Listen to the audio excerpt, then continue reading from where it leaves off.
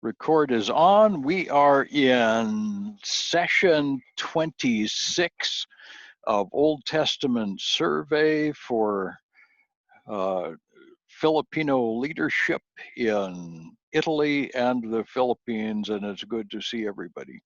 Thank you for joining us. We're going to begin a study in 1 Samuel today. 1 Samuel. Actually, you'll see when we get the share screen up that I call this the books of Samuel. There's actually two of them in English, and in our other Western languages like Tagalog. The books of Samuel started out as one book. They were one scroll. Very much same thing happened with the Kings and with the Chronicles, as well as with Ezra and Nehemiah.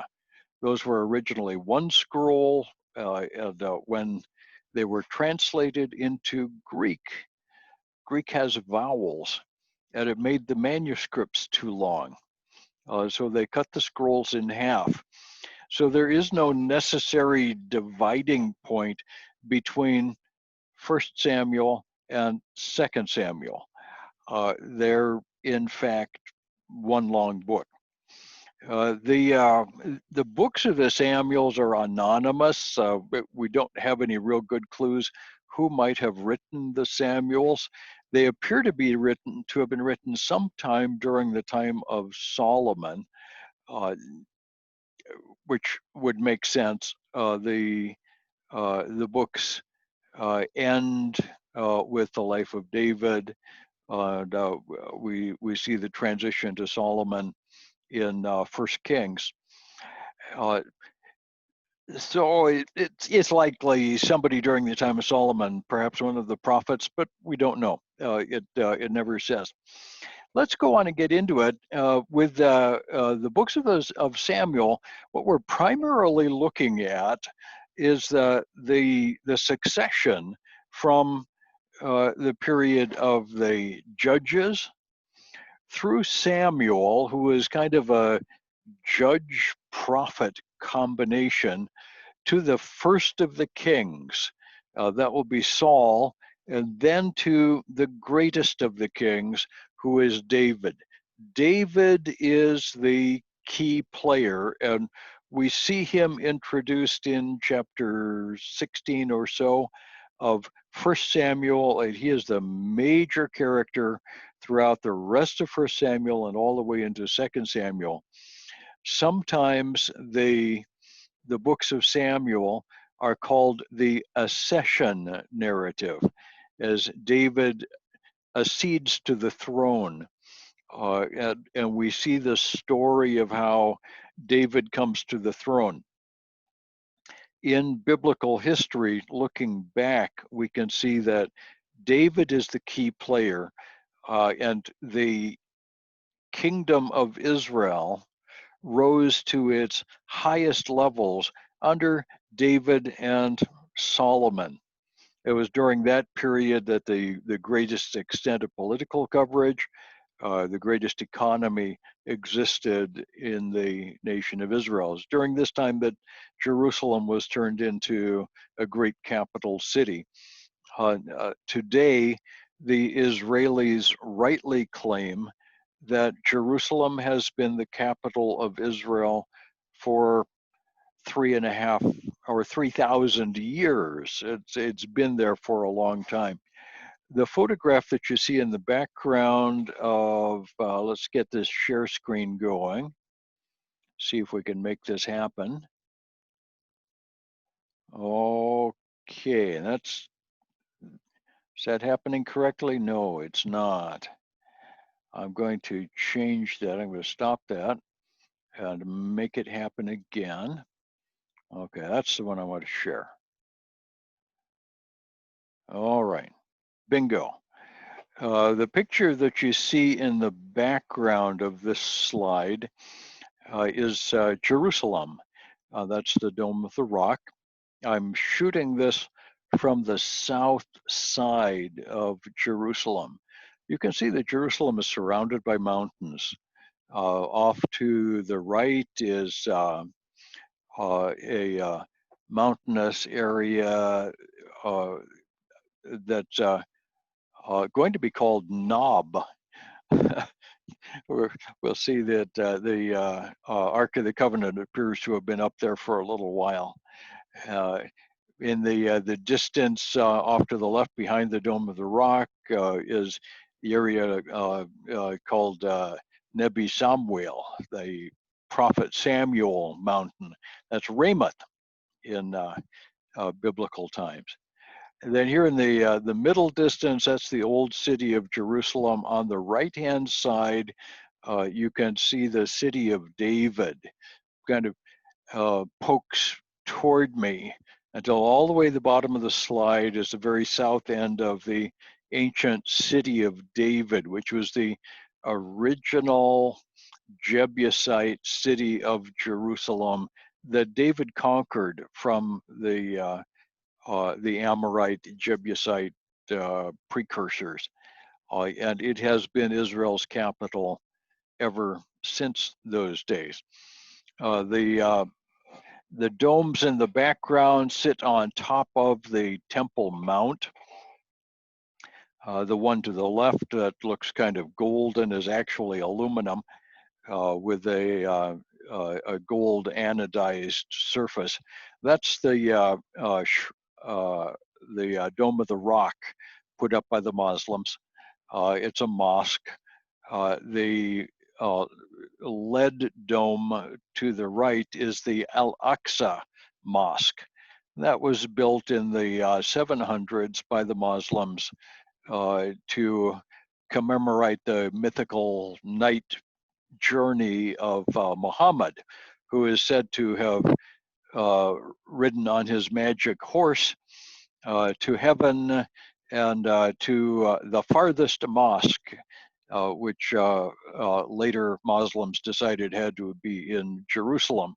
And so they went to Jerusalem and built a mosque that they named the furthest mosque, and that's it. The wall of Jerusalem that you see there was actually present in New Testament times. And the right-hand end of that wall, right under the U of Samuel, is the pinnacle of the temple from which Jesus was offered the kingdoms of the world if he would just throw himself off. Anyway, that's Jerusalem. It's a nice place to visit, and it forms this one of the central focuses of this whole Samuel's story.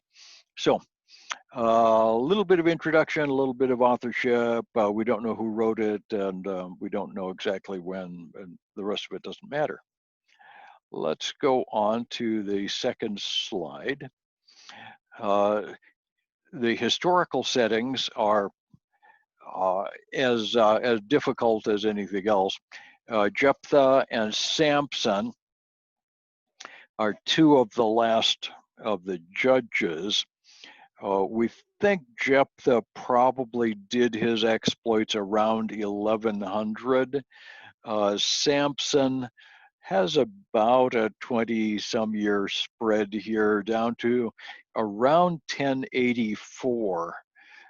Samuel has to have had a very long career, roughly 33-year career from 1084 to 1051 or so.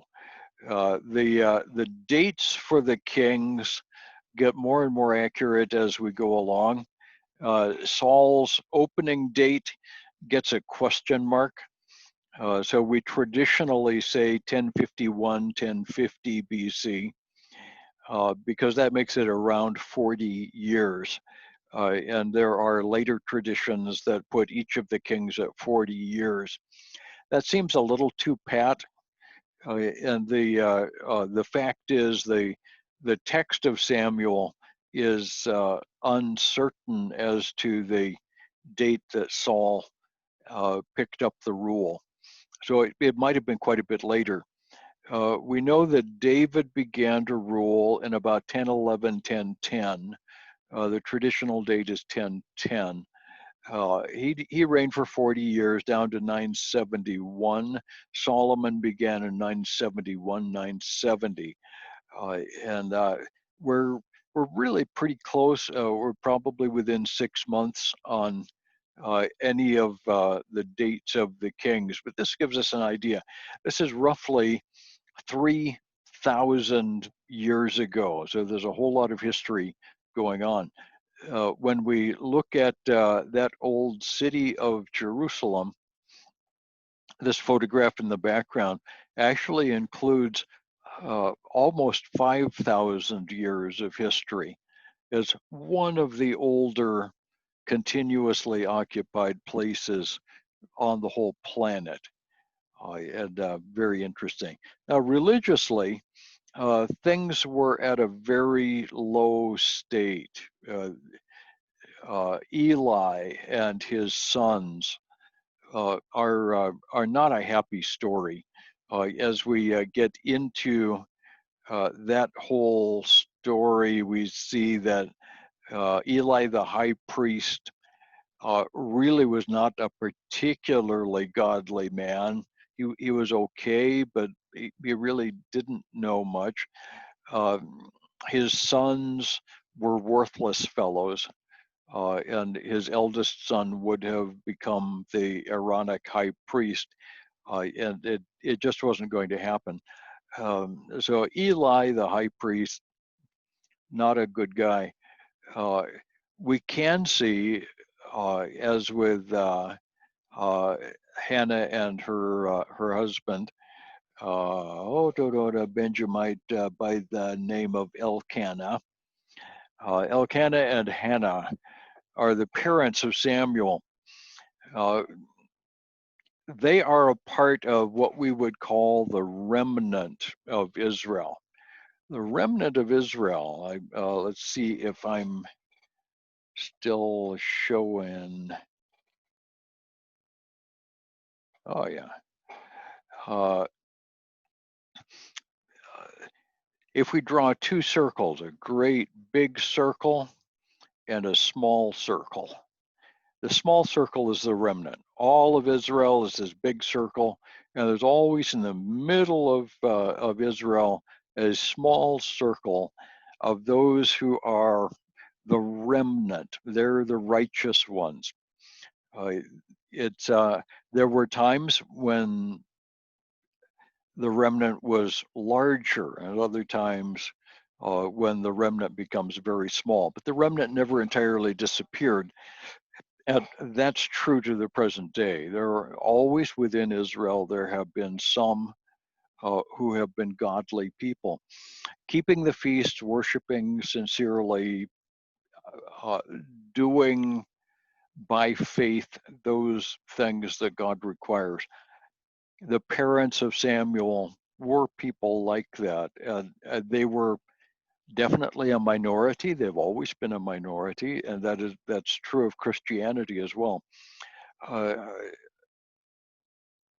But they never disappear. God doesn't allow that.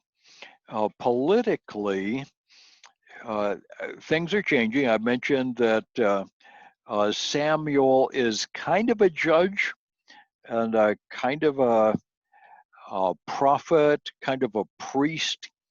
Samuel is a fascinating character. He's specifically set apart by God for the ministry of raising up the first kings of Israel. So that's what he's going to end up doing. This is a pretty neat thing that he will do. The kingdom under David is what we often call theocratic. David was a man after God's heart, and therefore God was supposed to operate as the true king. That sort of worked with David. Before David, Saul was supposed to have been the king under God, but Saul really didn't get it.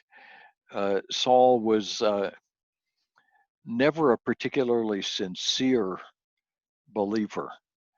I think Saul was a believer, but he was never particularly into it, and never learned how to be obedient to God. The external enemies during the time of Saul and David and Solomon are interesting. The big countries, Egypt in the south, uh, Asia Minor, and Mesopotamia, had all been neutralized. There's a whole lot of ancient Near Eastern history that's going on there, but uh, the nations were still there. The people didn't disappear. Uh, all three simply stopped being world powers. And there's a period of roughly 150 years here, from around 1100 BC until probably 950 or so BC, when there were no great powers. That means that the little nations, the Philistines and the Ammonites, are major powers, but also Edom, Moab, the Syrians, uh, the Phoenicians, all of these minor powers, along with Israel, had room to grow. They had room to do what they will do. There's an old saying that says, when the cat's away, the mice will play. So the major world powers were out of the way. It's as though God deliberately picked them up and moved them to get them out of the way. He arranged things so that Israel could grow to be a great power in the regional sense, a great regional strength, a core area, and could begin to dominate the other nations around. That all happens during this time.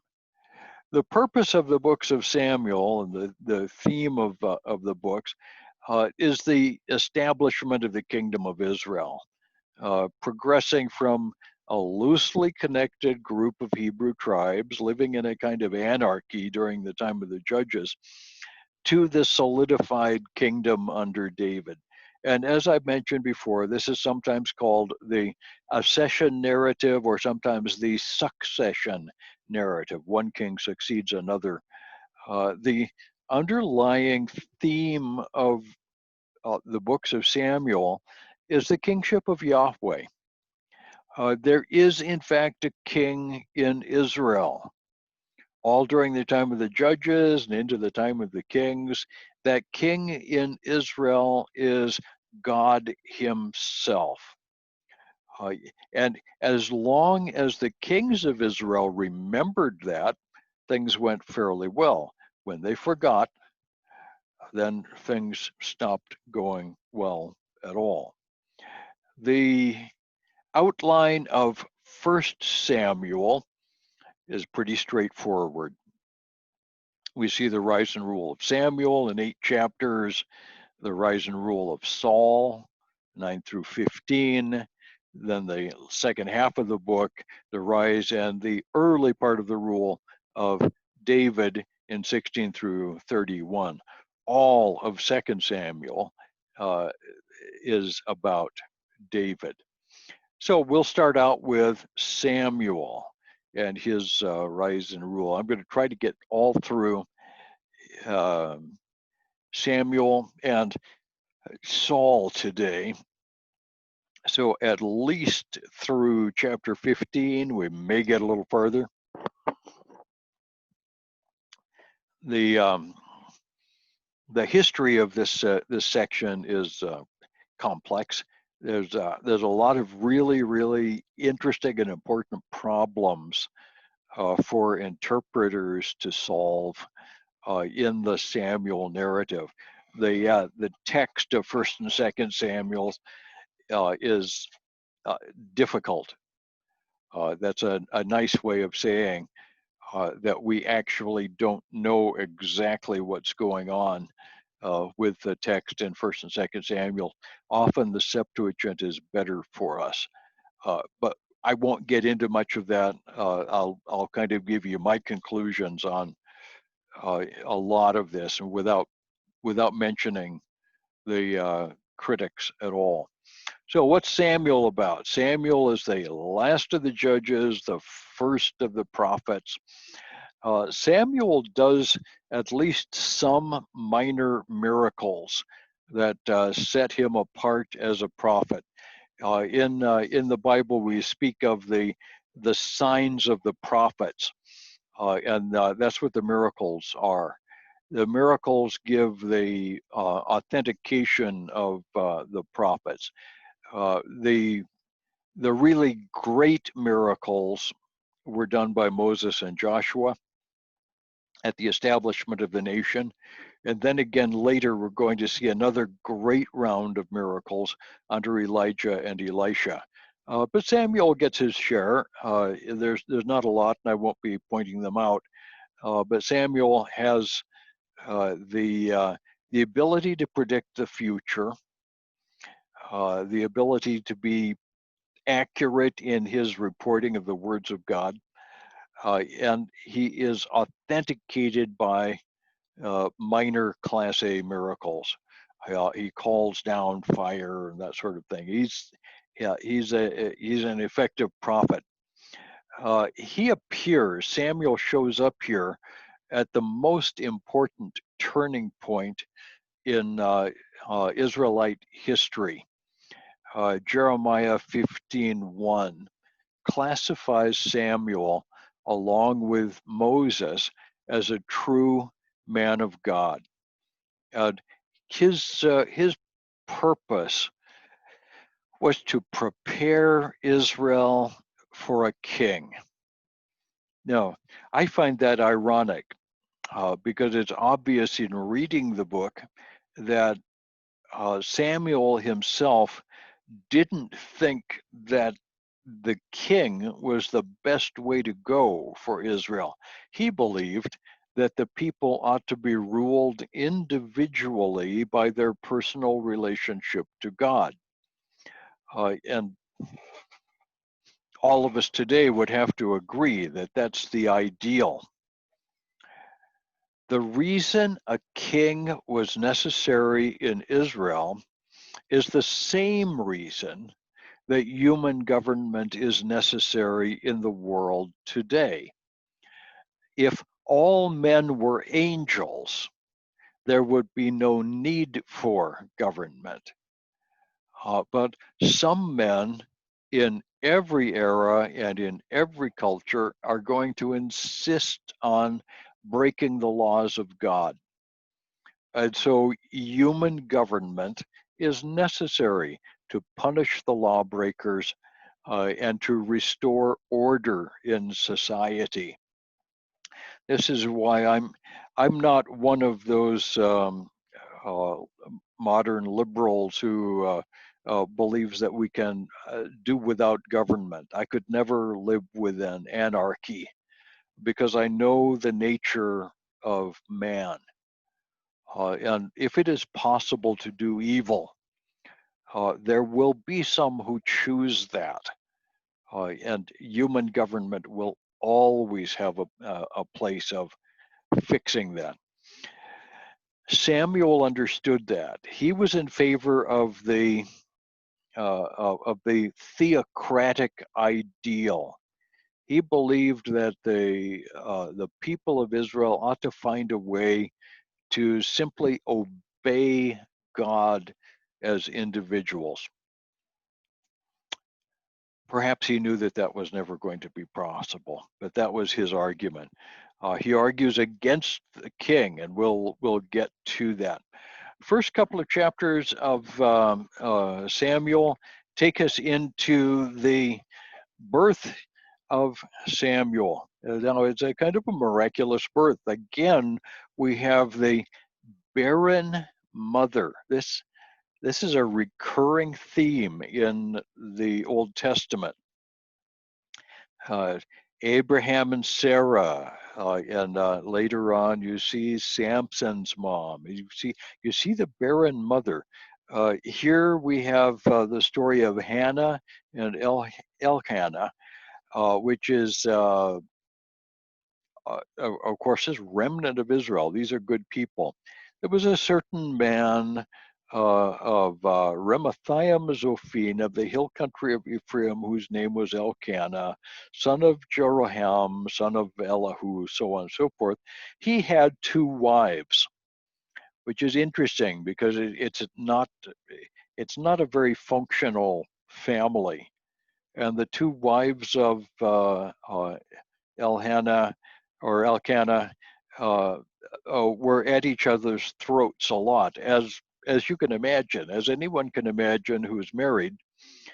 Two wives don't usually get along very well because they're both human, and the husband will play favorites, and that's not fair. And it's just wrong. It's a stupid way to organize a family. At any rate, Elkanah has two wives. The name of one was Hannah, the other was Peninnah. Peninnah had children, and Hannah had no children. So there we have the setup. This polygamous marriage with two wives, and one is barren. Now, we're told also that this man, Elkanah, loved his wife, Hannah, and tried to take good care of her and tried to treat her well. Uh, Fascinating story, because in spite of the polygamy and in spite of the poorly functioning family, Elkanah and his wives and the rest of the children apparently were a part of the remnant of Israel. These were good people in spite of this obvious wrong. Uh, that's just something to get used to. I'm not going to recommend polygamy, but there we have it. Well, anyway, every year they would go up to the tabernacle at Shiloh for sacrifices. And when they had eaten and drunk, verse 9, Hannah rose. Eli the priest was sitting on the seat beside the doorpost. And Hannah was deeply distressed and prayed to the Lord, and she vowed a vow. O Lord, if you will indeed look on the affliction of your servant, and remember me and not forget, but will give to your servant a son, I will give him to the Lord all the days of his life. So Hannah prays a prayer, vows a vow to the Lord. If you'll give me a son, he'll be yours forever, God. Whether God took that seriously and changed history, or whether Hannah is merely going along with what God's plan was anyway, I think is irrelevant. Hannah prayed directly in accordance with the will of God. It was God's will that Samuel be the prophet to the people and the forerunner of Saul and David. So she continued to pray, and Eli, the high priest that year, uh, thought she was drunk. How long will you be drunk, woman? Put your wine aside. And Hannah said, I'm not drunk. I'm moved by my sorrow. So they rose early in the morning. This is verse 19. They worshiped, then they went back to their house in Ramah. Elkanah knew Hannah, his wife. The Lord remembered her, and in due time, Hannah conceived and bore a son, and she called his name Shemuel. For she said, I have asked for him from the Lord. Shemuel means to ask of God. So Samuel then is born, and when she had been weaned, he was specifically given to God. Hannah says, "This child I prayed I prayed for. The Lord has granted my petition. Therefore, I have lent him to the Lord. As long as he lives, he is lent to the Lord. She knows that when she dies, she'll go to heaven.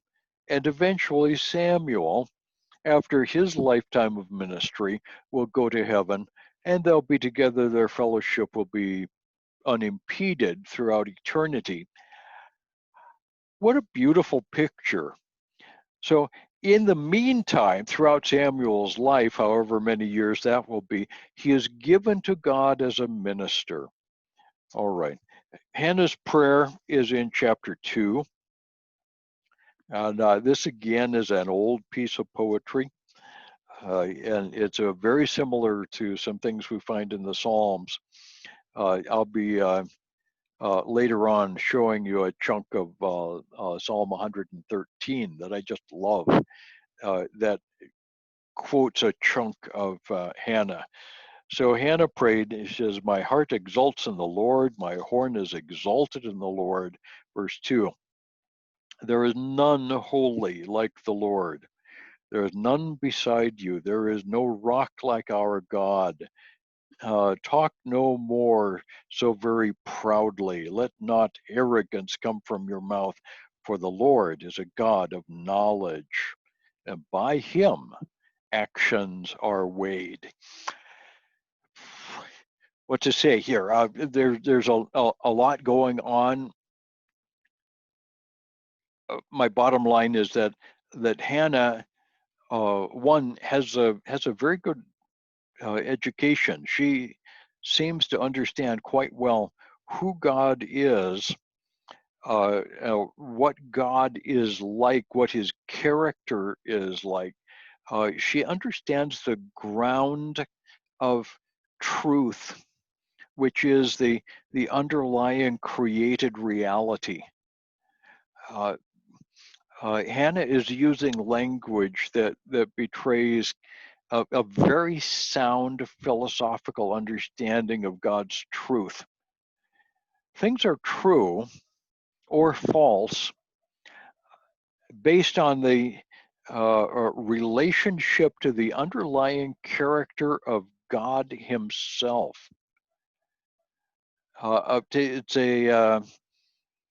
It's a profound idea, and Hannah has a handle on that. Let's see here.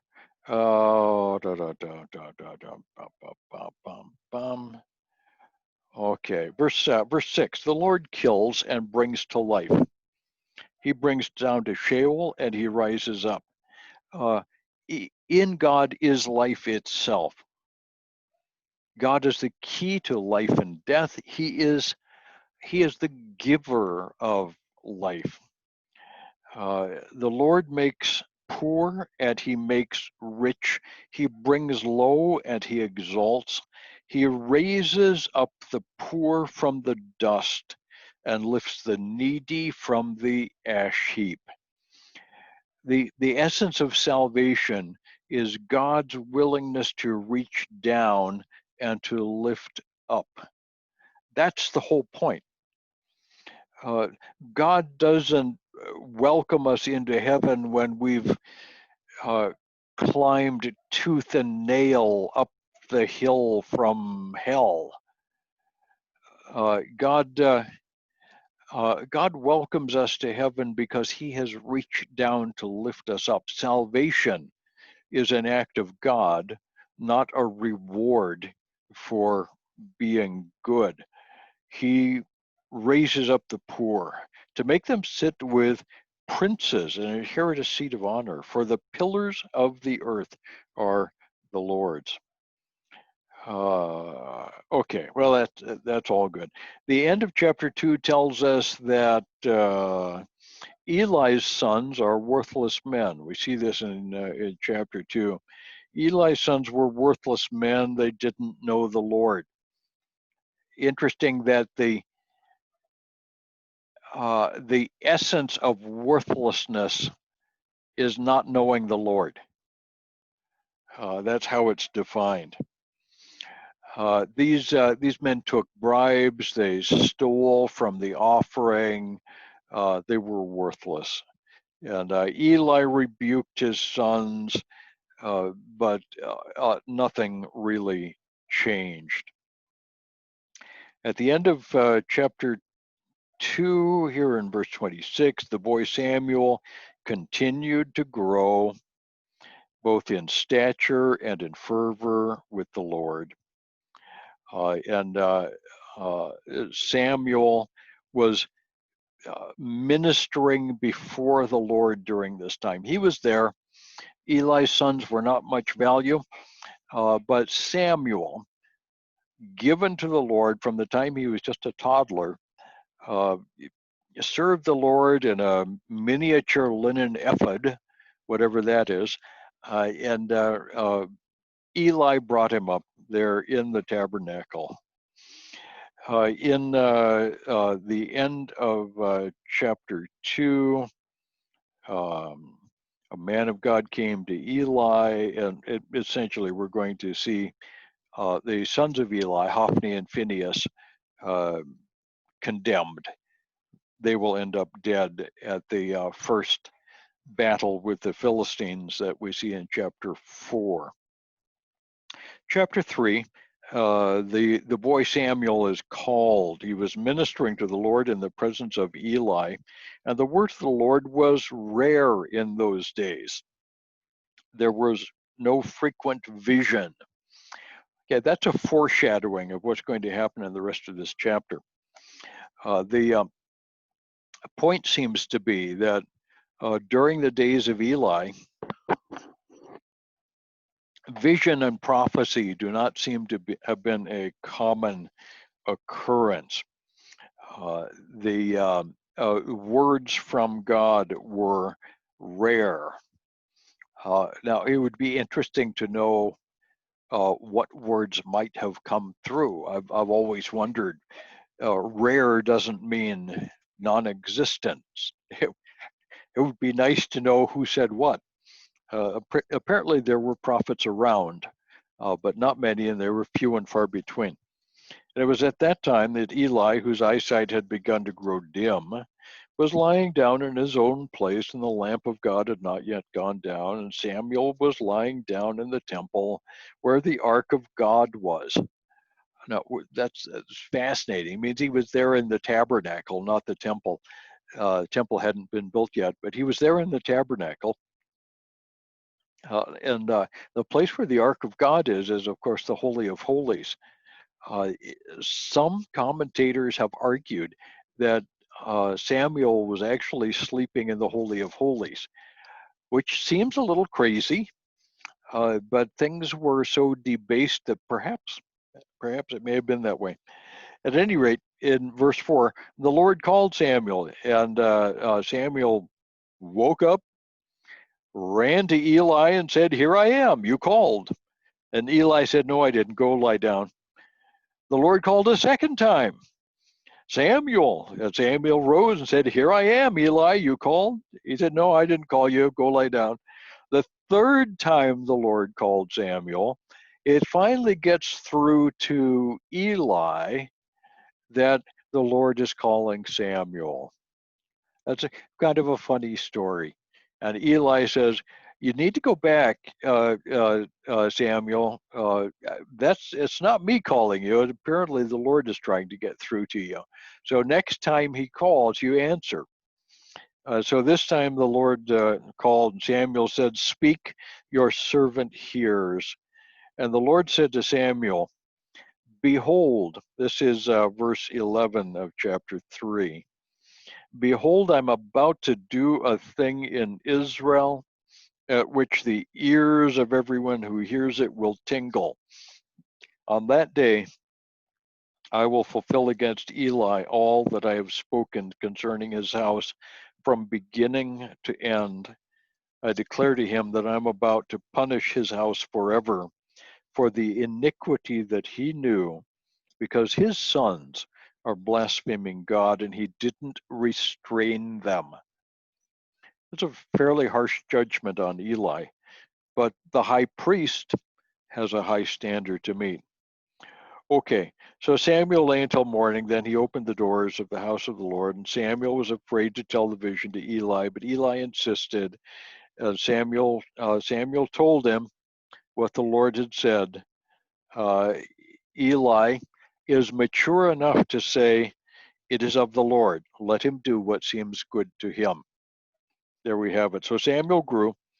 The Lord was with him, and let none of his words fall to the ground. What this means is that the young Samuel, as he grew, began to prophesy. And this often involved messages of what would come to pass in the future. Prophecy involves a message from God or a message about what God will do.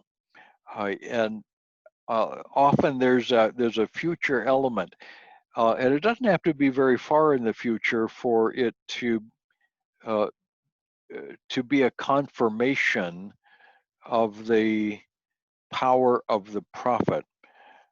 So the idea of prophecy as prediction of the future is only a part of prophecy, but it's an important part. Okay, so Samuel grew, and all of Israel from Dan to Beersheba knew that Samuel was established as a prophet of the Lord. The Lord appeared again at Shiloh, for the Lord revealed himself to Samuel at Shiloh by the word of the Lord of hosts.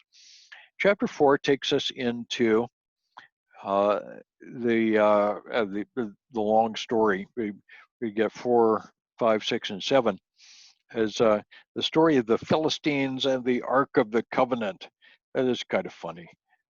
This photograph in the background is at the archaeological site of Afek in Israel. This is at the headwaters of the Yarkon River outside of Tel Aviv, and is right on the main international highway. Afek was a major Canaanite waypoint. It was a trading post and a crossroads city. The north-south highway went right through Afek. There was also a side road that went to Joppa on the coast.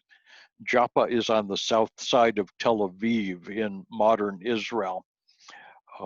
The tower that you see here was actually built by the Crusaders around 1200 or so AD. 1099 to 1299 were the years of the Crusades. The Crusaders built fortresses in a variety of places. This was one of them. And it would be nice to believe that this is an ancient Israelite fortress, but it's not. It's actually Crusaders. But this is the right place. The Philistines fought against Israel at this place. The Israelites went out to battle. They camped at Ebenezer. The Philistines camped at Afek. Ebenezer is a name that's going to be given to the place later, but the book takes it now. Ebenezer means a stone of help. And I think we'll see that story here in just a little bit. So they camped there near Afek, and the Philistines drew up, and when the battle spread, Israel was defeated, and about 4,000 men were killed on the battlefield. Now the numbers are too large. That's a problem with our translation, not a problem with the text. And the people came out of the camp, and the elders of Israel said, "Why has the Lord defeated us? Let's take the Ark of the Covenant into battle next time." So the Israelites carried the Ark of the Covenant like a rabbit's foot, like a good luck charm, so that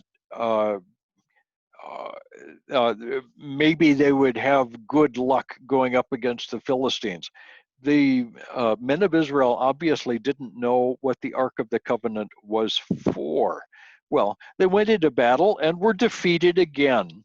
And this time, the Philistines captured the Ark of the Covenant. And quite a few Israelites were killed in this, along with Hophni and Phinehas, the sons of Eli, who were carrying the Ark of the Covenant.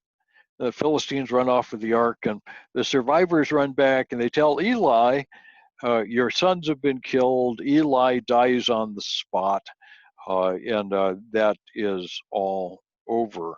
His daughter-in-law, the wife of Phinehas, one of the two boys, was pregnant at the time and about to give birth, and she heard the news that the Ark of the Covenant had been captured, and her father-in-law and husband were dead, and her labor pains came, and as she died, the boy was born, and she named him Ichabod, which means the glory has departed. Quite a depressing thing. The Ark of the Covenant is captured, the army is defeated, the high priest is dead, the line is forever over and done with. It's a very bad thing, so we name the man Ichabod. Chapter 5 tells us the problems that the Philistines had with the Ark of the Covenant. They hauled the Ark of the Covenant from Ebenezer to one of the 5 Philistine cities. Ashdod is a city on the coast, which hasn't been very well excavated. It's in what we call, well, it's just north of the Gaza Strip. Ashkelon has been excavated, but Ashdod is in use as an oil transit port for Israel, modern Israel. And we really haven't been able to do a lot of archaeological work there. Nevertheless, we know where Ashdod is. There was a temple in Ashdod to Dagon. And so they took the Ark of the Covenant of God into the house of Dagon and set it up beside this idol of Dagon. When they got up the next day, there was the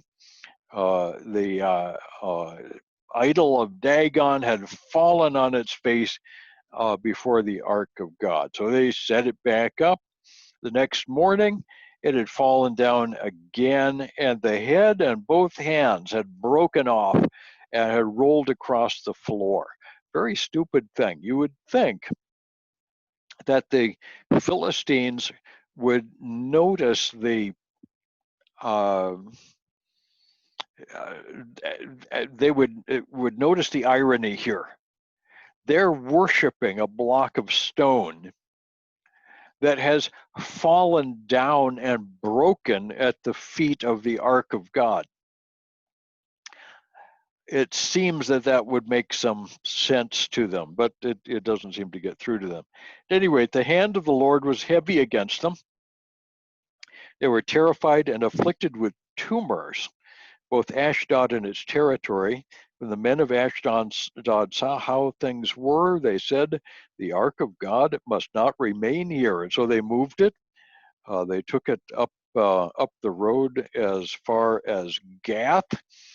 But the plague continued in Gath, so they took it to Ekron, and the men there didn't want the ark anywhere close, so they asked some of the priests, some of the Philistine priests, what should we do with this thing? And the priests finally said, well, make some tumors and mice out of gold and put those in the Ark of the Covenant, put the whole thing on a cart and hitch it to a couple of milk cows, take their calves away from them, and turn this cart with the cows loose. And if they go up into the Israelite hill country, well and good riddance. If it comes back, then we'll find something else to do. As it turns out, the cows willingly left their calves, which is the miracle in this thing, and mooing as they went, they walked up into the hill country. First to Bet Shemesh, which is in the hill country of Judah. up the Sorek Valley. And as they were heading up into the hill country, they stopped there, made a sacrifice, but somebody looked into the Ark of the Covenant, and a bunch of the men died, which is exactly what you would expect to happen. This is fine. And so they didn't want it there. They sent it farther up into the hills to a place named Kiryat Yearim, where the ark would stay for several years through the time of into the time of David. David would finally bring the Ark of the Covenant up to Jerusalem, but that won't happen for a while. So at any rate, in chapter 7, the men of Kiryat Yearim came out and took the Ark of the Lord and brought it to the house of Abinadab, who was very much blessed for a long time. And Samuel, at this point, said to all the house of Israel, if you are returning to the Lord with all your heart, then put away your foreign gods. And Samuel said, gather Israel to Mizpah, and I will pray for you. And he did that. But at Mizpah, we see Israel doing really a very bad thing. They wanted a king. They demanded a king. Now, a king is not a bad idea. A king is a more centralized form of government than the theocracy had ever been. Because of the shortcomings of human government as a kind of a free-for-all theocracy, a king is a good practical alternative. And the Bible never really forbids a king. Samuel would have preferred the ideal, but he obeyed God and gave Israel a king. Israel actually appeared to want a good thing for the wrong reasons. As we get into it, the demand goes like this: give us a king to go out before us to battle so that we can be like all of the other nations. It was wrong for them to be like the other nations. They wanted a substitute for God to lead them into battle, and that was wrong. But they wanted a king, and Samuel will give them a king. And so we're going to see Saul turn out to be the first king. But as this goes on, Samuel gives some warnings about the king. And it comes down primarily to the draft. He's going to draft your sons to run with his chariots, and he's going to draft your daughters to become perfumers and even concubines in the palace. You're not going to like this. Taxes are going to be gigantic. He's going to take your money. He's going to take your land. He's going to take your produce. The king is going to become fabulously wealthy, and you're not going to like that. Eventually, you're going to come complaining to me about the king, but by then it'll be too late. These photographs are actually from Italy, and the central photograph is actually shot from Ravenna, which is not so far away. I think we've got a church in Ravenna, but it's not this church. That's not a king's throne. That's actually a bishop's throne in the Archdiocesan Museum there in Ravenna. That's an ivory bishop's throne in the original cathedral of Ravenna. Well, not the original, but one of the more recent Romantic era cathedrals of Ravenna. And I've forgotten the name of that particular one. It's not the octagonal church, but it's the big, more modern cathedral. And this is the bishop's throne. It's a fabulously valuable thing. If you have to ask what it costs, you can't afford it. Only a king can afford a thing like this because he can tax the people. He can take 10 or 20 or 50%, whatever he says, and if you don't pay for it, he can kill you. Uh, Taxes are a great thing. And free labor. He can put people to forced labor if he wants. The king has tremendous power.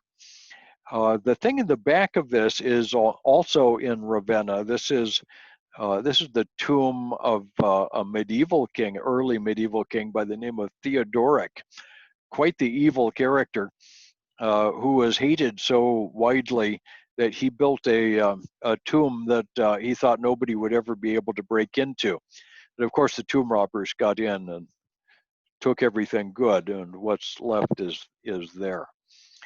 The story of Samuel continues in chapters 9 through 15 as we see the selection of Samuel. And we're told in chapter 9 that there was a man of Benjamin, just north of Jerusalem, whose name was Kish. And he had a son whose name was Saul, a handsome young man. There was not a man among the people of Israel more handsome than he. From his shoulders upward, he was taller than any of the people. So Saul is introduced, and let me go on to the next slide. Saul is introduced.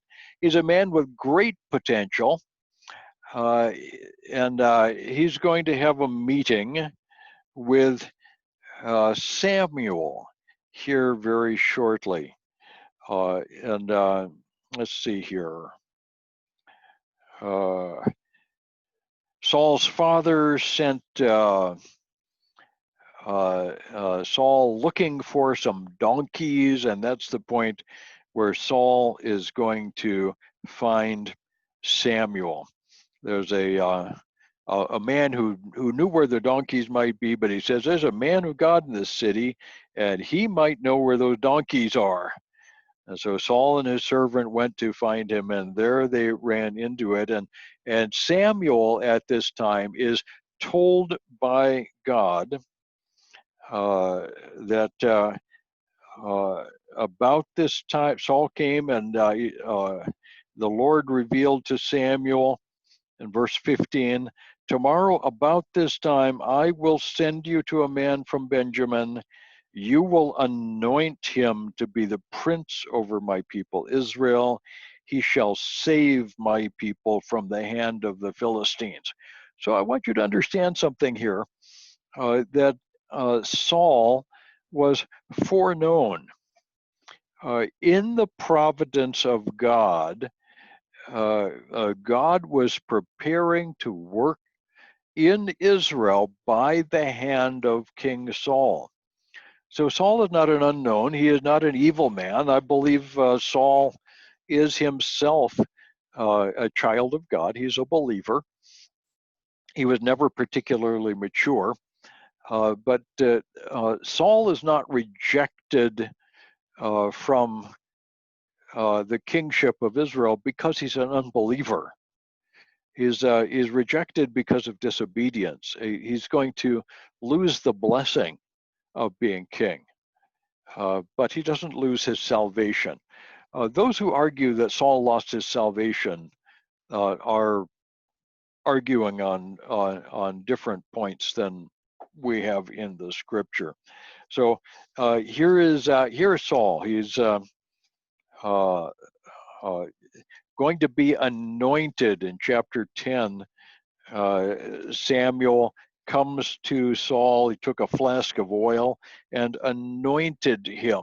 The word anoint is an important word, is meshach. Our word Messiah comes from the word to anoint. The Messiah is the anointed one. An anointed one is not anointed for ministry specifically.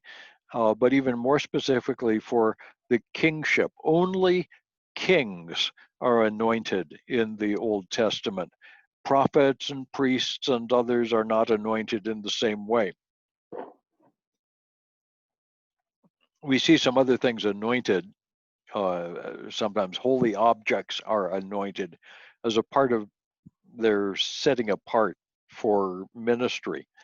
But Saul was anointed, set apart, selected, and specifically chosen to be the king of Israel. As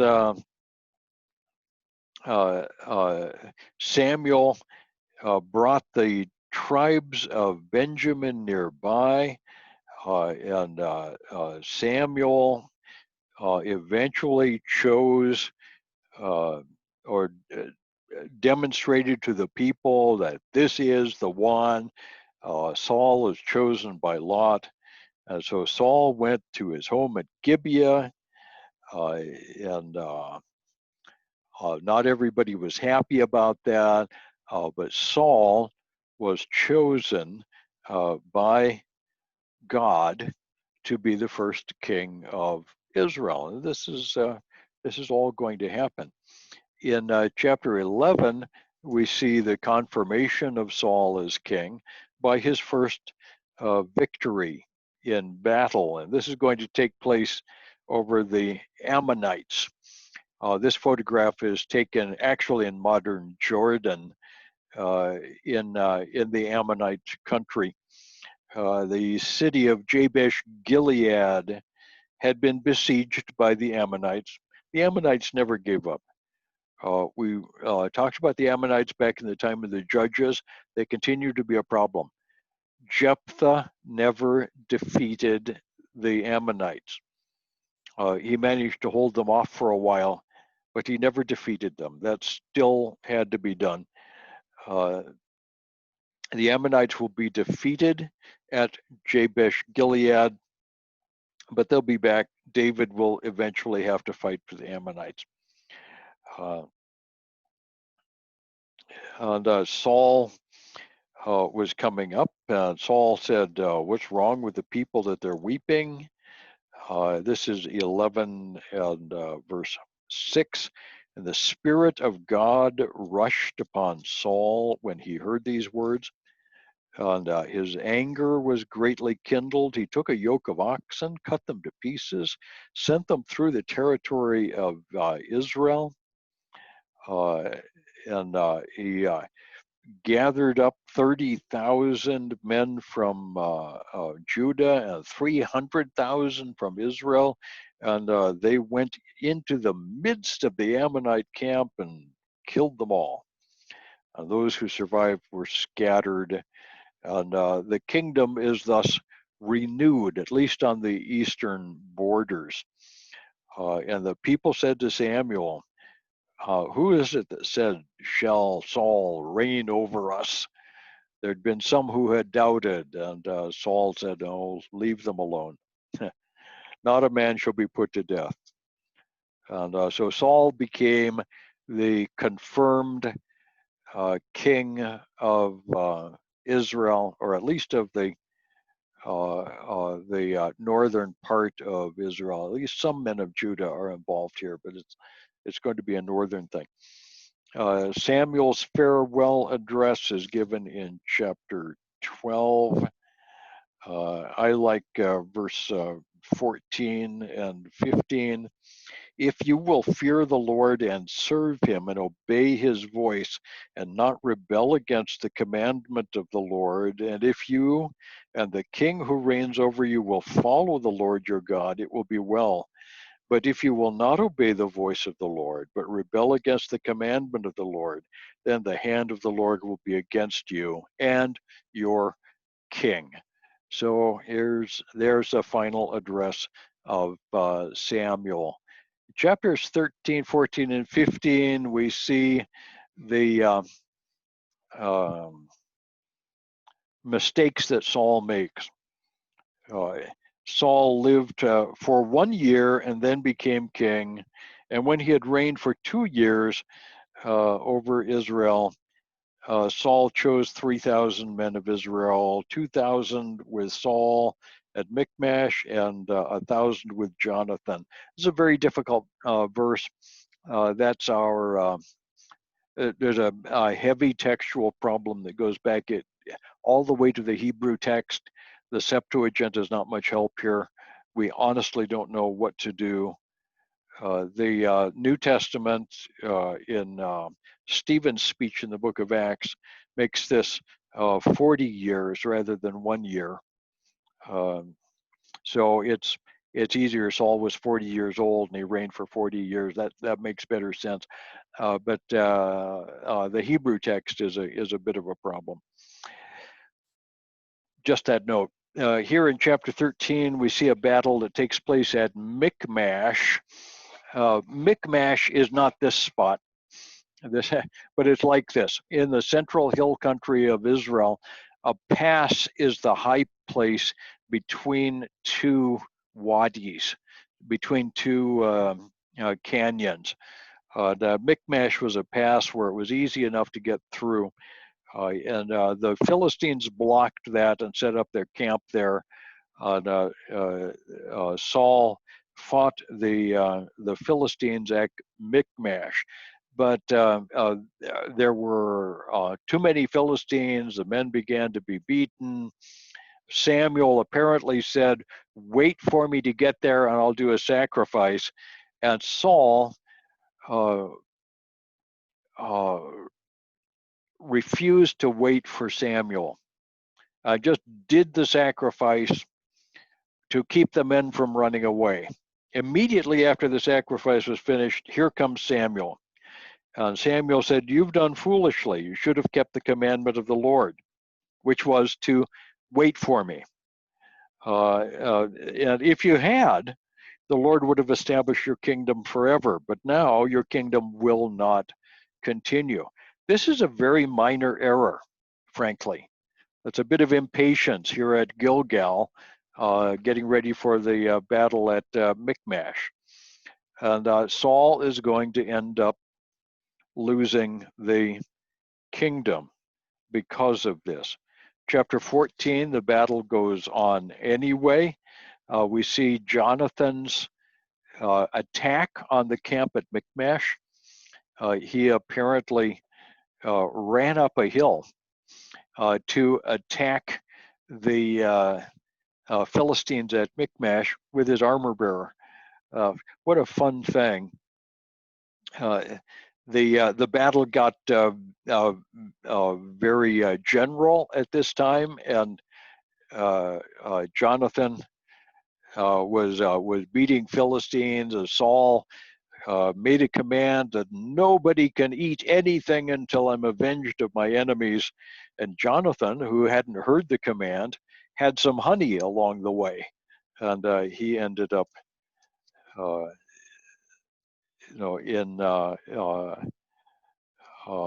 in peril.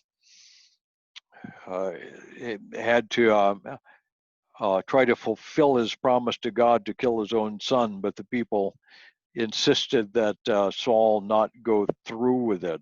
It's a rash vow. You shouldn't make a vow like that.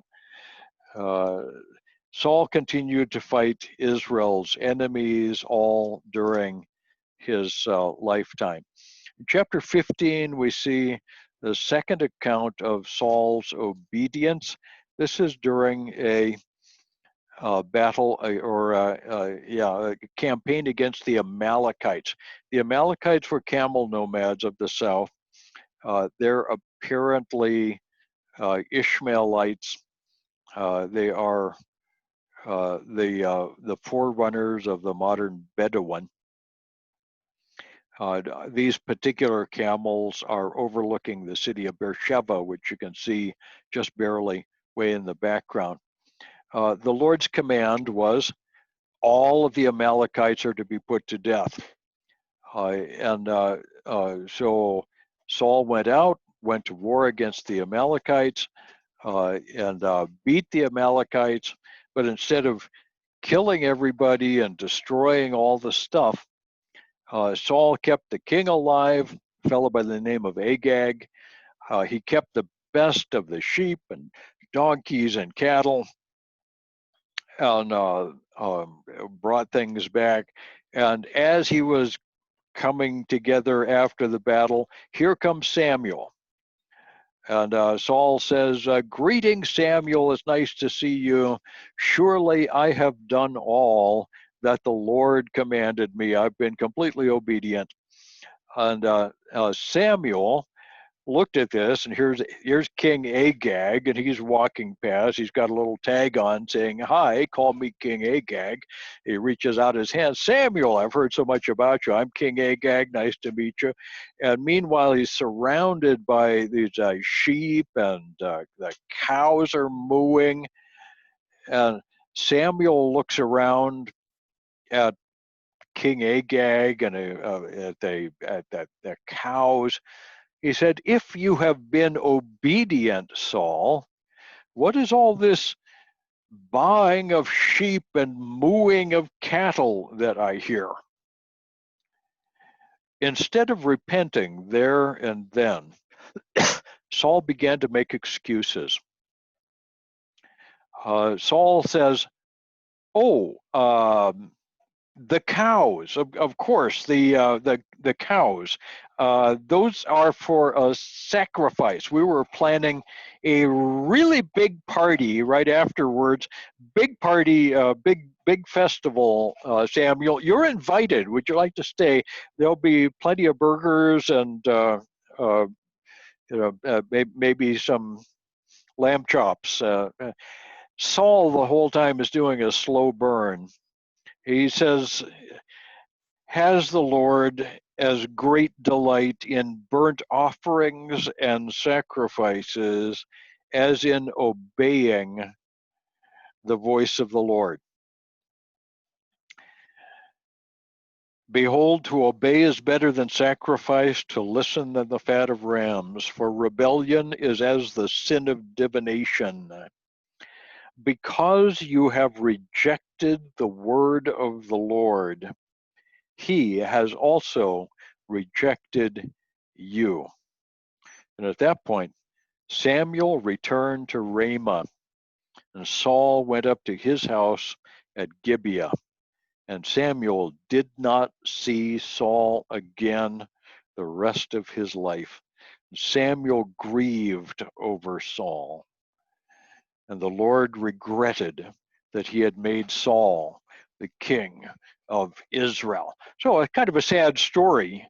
What we see here is a man, and I'm going to stop the share. What we see with Samuel is a man who was foreknown by God. He was chosen by God. He was specifically set apart by God for this ministry of kingship.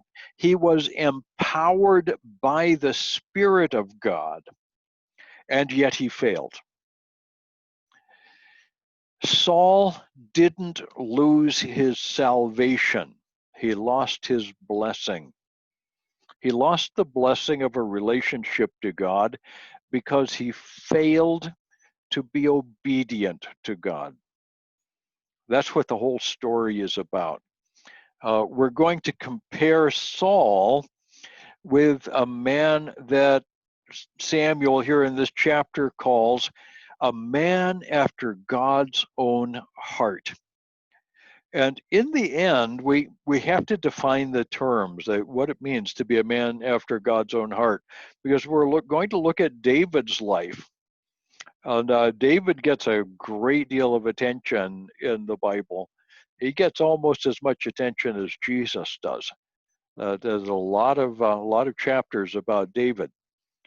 And one of the most important things that we're going to notice about David is that he was not a perfect man, but he was a saved man. Saul was also not perfect, but he was also a saved man. The imperfections of Saul, I would argue, are less significant than the imperfections of David. David's sins included murder, and I'll show you that as we get there. And yet, Saul's sin excluded him from the blessings of kingship while David retained the blessing. It doesn't have to do with our sin. It has to do with our response to sin. To be a man after God's heart has something to do with our response to sin. And that's what we'll see on Wednesday when we begin looking at the life of David in chapter 16 of 1 Samuel. I'm going to get us unmuted here so that Donna can say hi to everybody. We'll be back on Wednesday. We'll continue this project of getting ourselves through the books of Samuel. This is fun. Samuel's are some of my favorite books. I love the history. I take it pretty quickly, and I recommend in your spare time go back and read carefully through the Samuels. This is a great story. There are some difficult parts, but it's a great story. So we'll be back on Wednesday. We'll continue this, and maybe we'll get through 1 Samuel on Wednesday. Maybe a little bit into 2 Samuel. So I hope you've got the notes there. Go ahead and read ahead, and we'll see you then. Bye bye, everybody. Love you all. Thank you, Dr. John. Thank you so much, Dr. John. Thank you. Hi, Dr. John. Could you use a can of pop? Me too. Bye bye, everybody. We'll see you next time. I'm going to keep looking at airline tickets, Oscar. Hey, Don, I see you there. Good night. Middle of the night there in the Philippines. What a guy. Hey, Willie, I see you there. I see Ming. Well done. All right. Hey, man. We'll see you guys. Bye. Bye-bye. Good night, everyone. Good night.